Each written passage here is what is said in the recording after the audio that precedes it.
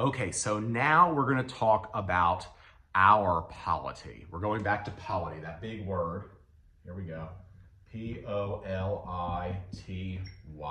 polity.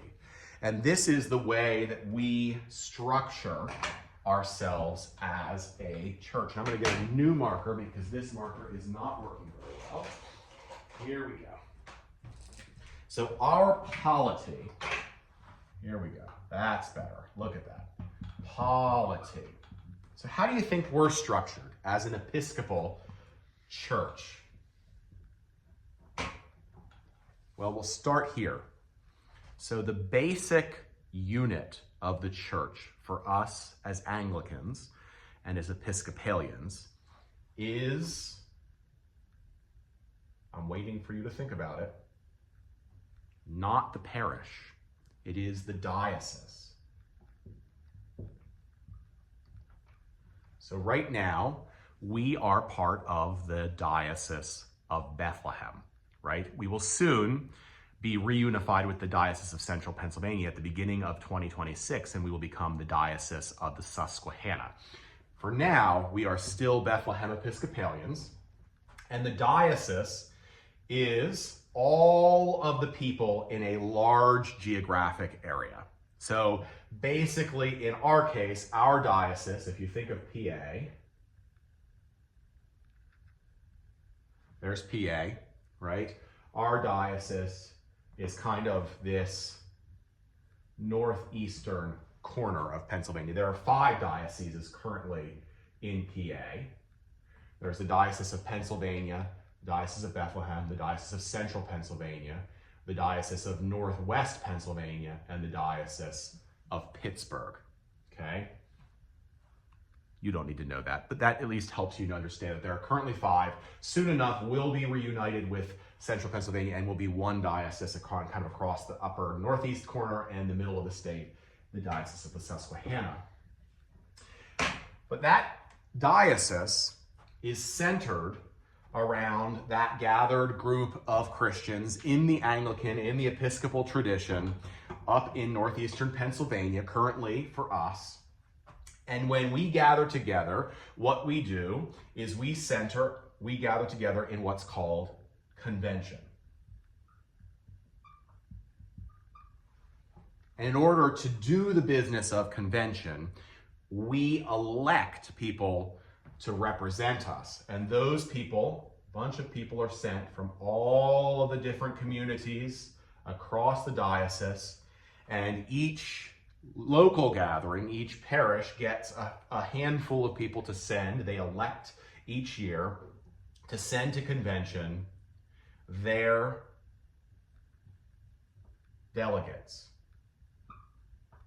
to convention. So for example, our parish, our local community gets to send 2 people every year to convention who vote for us in convention on the business of convention. Now, one of the things that convention does is elect a bishop. So this convention elects a bishop from a slate of people who could be bishop. And that bishop then is approved, once elected, by the standing committees, the executive committees, the board of directors of all of the dioceses of the whole church, of the whole Episcopal Church. And then once that approval is obtained, that person is ordained bishop. Because you remember, we have 3 orders of ordained ministry: deacon, priest, and bishop.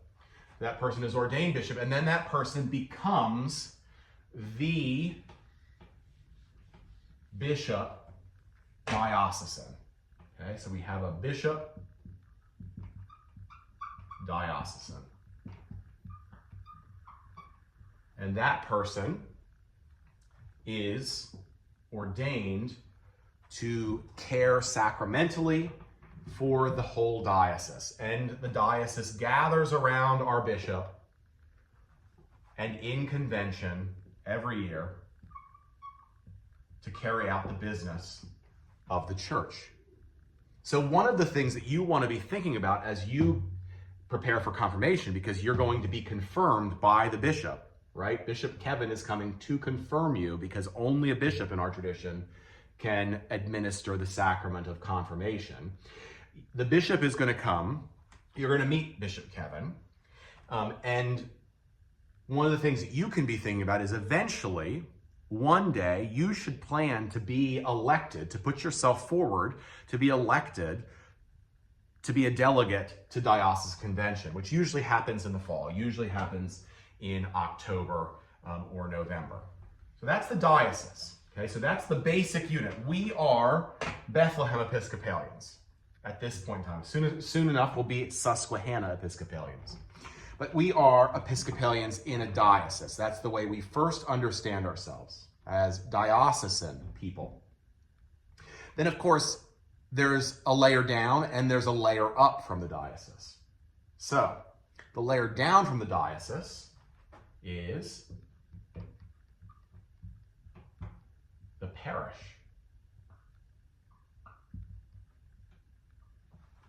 So we have a parish. What is our parish? I'm waiting on it. The Church of the Mediator, right? Our parish is the Church of the Mediator, and our parish is located in West Park, Allentown, right? So we're in basically the western part of Allentown, more or less locationally. A lot of our people come either from this immediate neighborhood or from a little bit west of the city and come in and are part of this parish and form what it means to be the people, the Episcopal people, the people following Jesus in the Episcopal tradition in this specific place, in this specific neighborhood, in this specific locality. So the parish is comprised of all of the baptized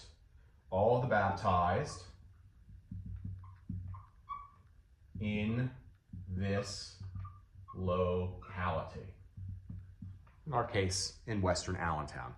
So all of you all are parishioners, right? And you are all part of the parish.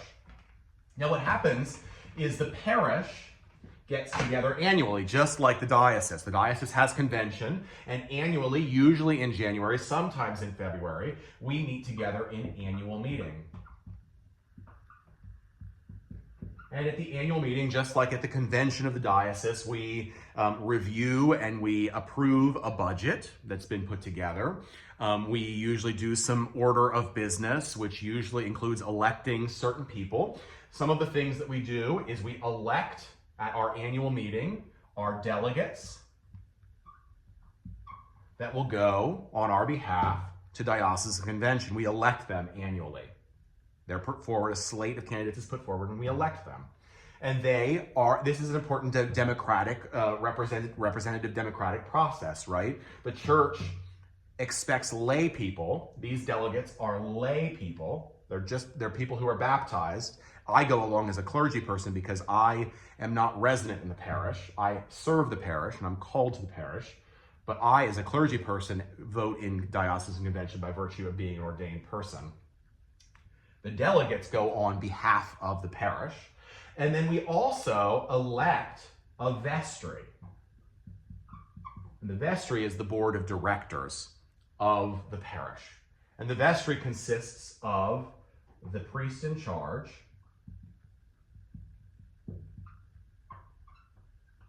and a certain number of lay people. In our case, there are 9 vestry members currently elected, usually staggered so that we don't have the whole vestry going off every year. The vestry is very important because the vestry carries out the business of the parish year-round. So the vestry meets at least monthly and does the business of the parish, makes sure that the finances are good, that the building is taken care of, and that things are going along as they should go. At some point in time in your baptized life, I pray that you might choose to serve, to stand for election and serve on the vestry of either of this parish, if you're still in this locality, or some other parish, wherever it is that you might be living.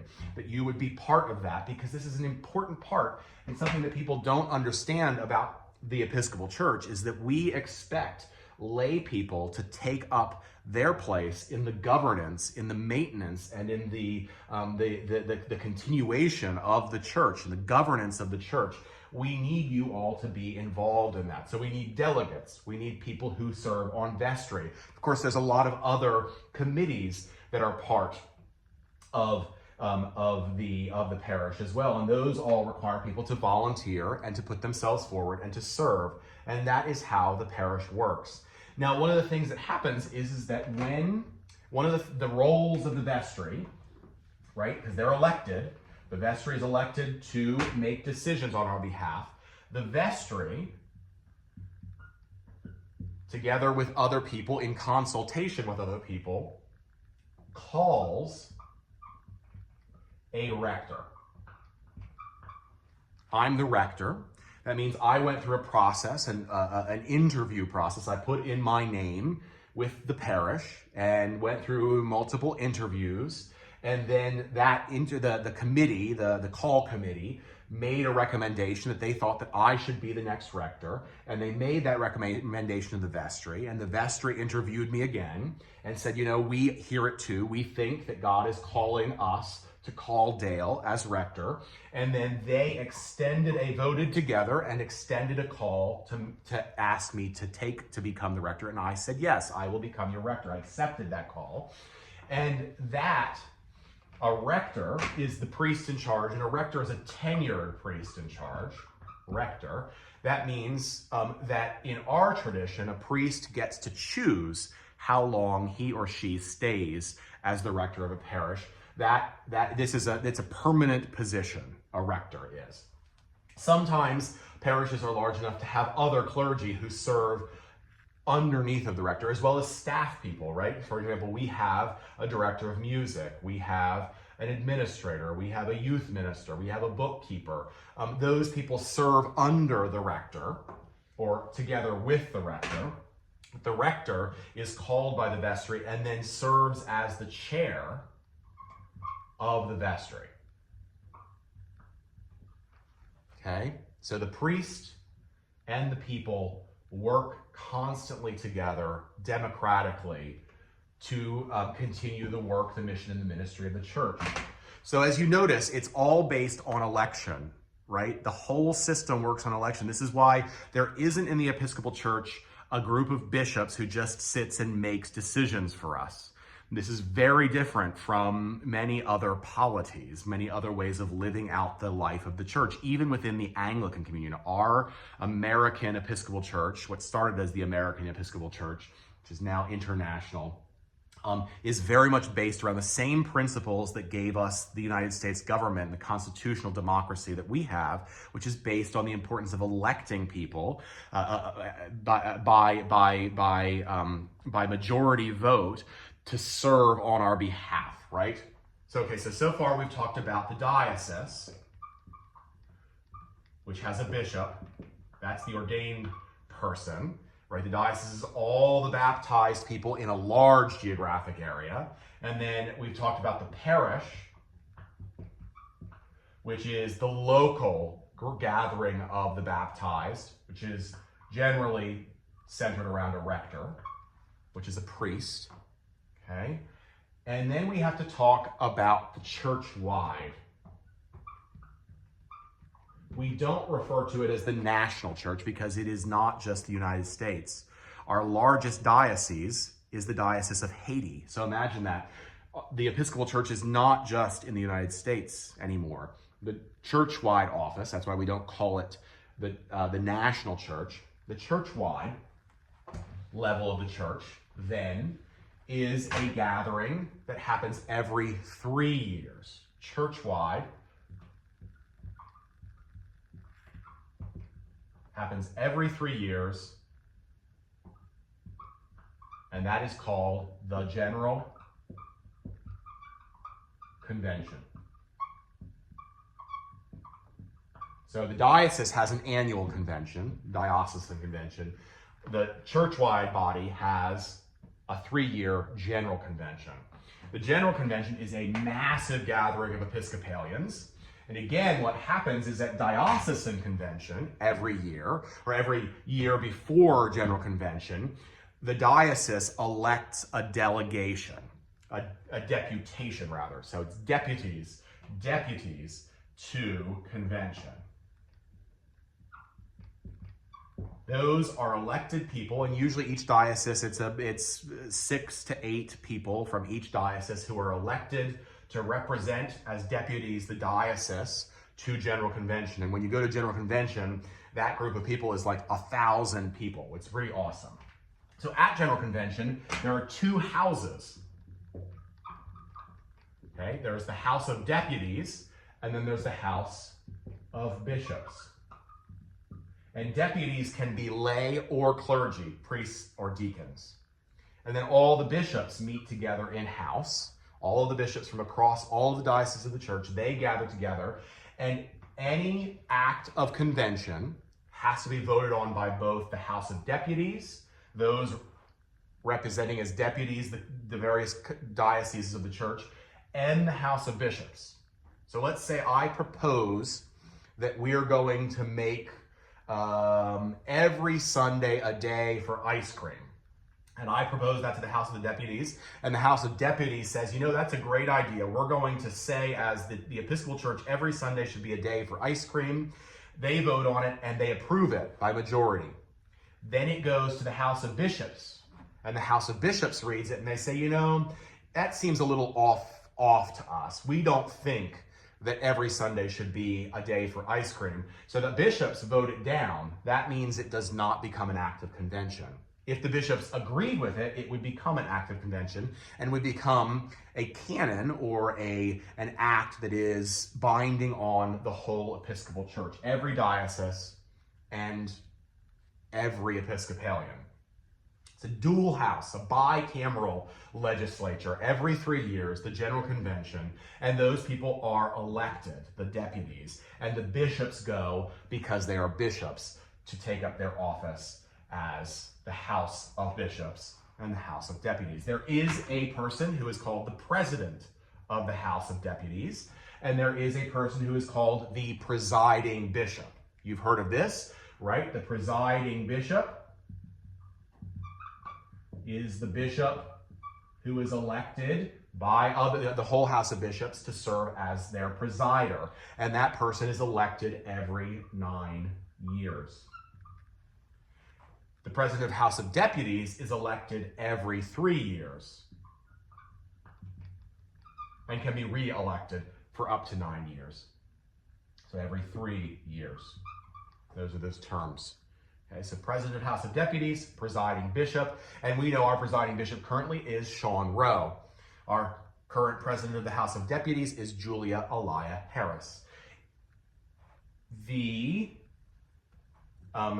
This is the church-wide level of the church. So we have church-wide,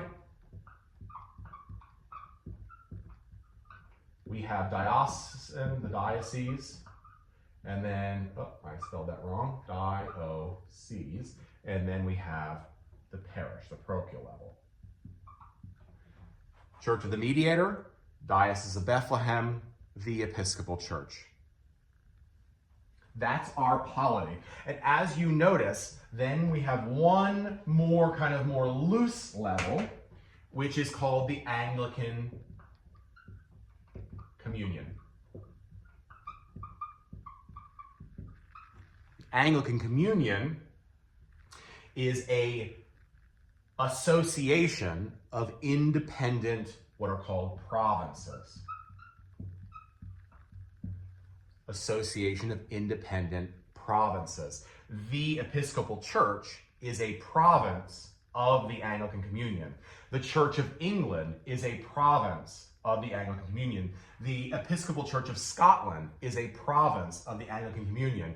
The Anglican Church of South Africa is a province of the Anglican Communion. The Anglican Church of Japan is a province of the Anglican Communion. You see what I'm saying? So each nation generally has a province of the Anglican Communion, and we are all bound together loosely, but we are autocephalous. That means we make our own decisions for our own local situation, our own local context. But we do have important leadership for the Anglican Communion. One of those people is the Archbishop of Canterbury in England. And that person is generally appointed by the King of England or the Queen of England, the Archbishop of Canterbury. Currently, we do not have an Archbishop of Canterbury, but the last Archbishop of Canterbury left office, and we are currently in between Archbishops of Canterbury. We also have a couple other groups that are called the Instruments of Communion, the Anglican Consultative Council, the Lambeth Conference, which is a gathering of the bishops of all over the Anglican Communion that make decisions for the Anglican Communion. But the Anglican Communion is an association. It's not binding on us as Episcopalians. It is simply a wider association to which we belong as a province. So we have the Episcopal Church,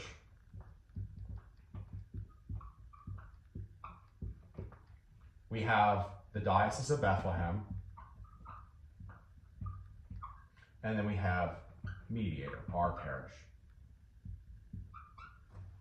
Each of these require the participation of lay people, of people, just normal people who work normal jobs, do other things, all of that, to get involved and to take up their role and to get elected and to be part of the decision-making of the church. One of the reasons why the Episcopal Church has been able to be so nimble, so adaptive on things like the ordination of women and the care and support and celebration of LGBT people is because our decisions are made by normal people, not just bishops, not just church officials, but by people who get elected from the ground up and get themselves elected to the vestry of the parish, to the diocesan convention, and to the general convention in order to make decisions.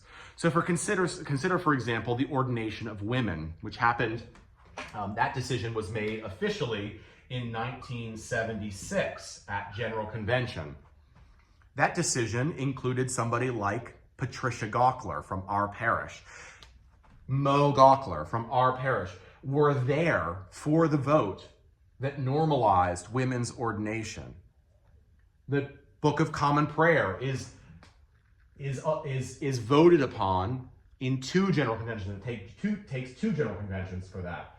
So what I'm saying to you is that you all, at some point in time, I pray that you will choose to take up your place on the vestry of the parish, or getting elected as a delegate to diocesan convention, or getting elected by diocesan convention as a deputy to general convention, and to take up your role in the governance of the church, because it is sacred that we get to have this much input, that we get to have this much adaptability, that we get to really take our place, and that we don't just have people telling us that this is the way this is always going to be. We get to take a part in that and exercise our responsibility and our ability, our authority to vote, our right to vote as people, as Episcopalians. See y'all.